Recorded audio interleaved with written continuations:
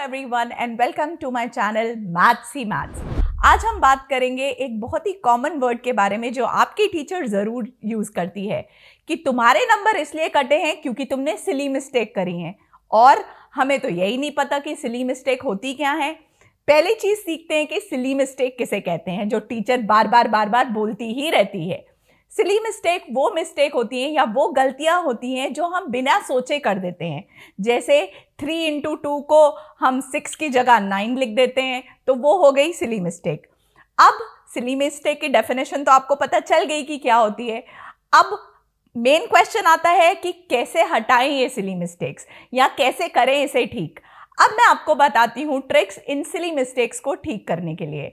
पहली चीज़ कि आप कोई भी स्टेप मिस नहीं करेंगे। मतलब मैथ्स का जो क्वेश्चन होता है वो स्टेप वाइज होता है। आप ऐसे 2 स्टेप अपने दिमाग में सोच के और बाकी स्टेप कॉपी में लिख के मैथ्स क्वेश्चन सॉल्व नहीं कर सकते। तो आपको हर एक स्टेप लिखना है, नो मैटर वो स्टेप कितना आसान या कितना मुश्किल हो। दूसरी चीज़, जब हम पेज टर्न करते हैं लिखते लिखते तो क्या हो जाता है कि हमारे साइन उल्टे हो जाते हैं। जैसे ही मैंने पेज टर्न किया, 2 को मैंने 4 लिख दिया, प्लस को मैंने माइनस लिख दिया। तो जब हम पेज टर्न करते हैं तो हमें ये ध्यान रखना है कि हम कोई भी चीज़ गलत कॉपी ना कर रहे हों। ठीक है, ये हो गया दूसरा ट्रिक।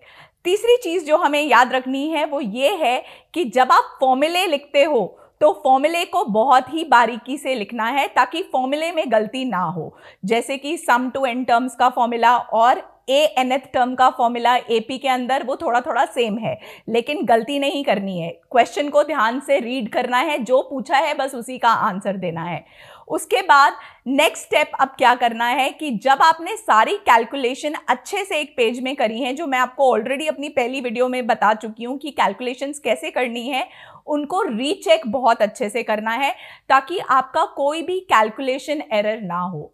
और सबसे इंपॉर्टेंट चीज़ जो कि आप सबसे ज़्यादा मतलब गलती करते हो या आपने दिमाग में बिठा लेते हो, या तो मैथ्स का पेपर देख के आप बहुत ज़्यादा एक्साइटेड हो जाते हो, अरे पेपर तो बहुत आसान आया है, और ओवर कॉन्फिडेंट में गलतियों पे गलतियां करते रहते हो।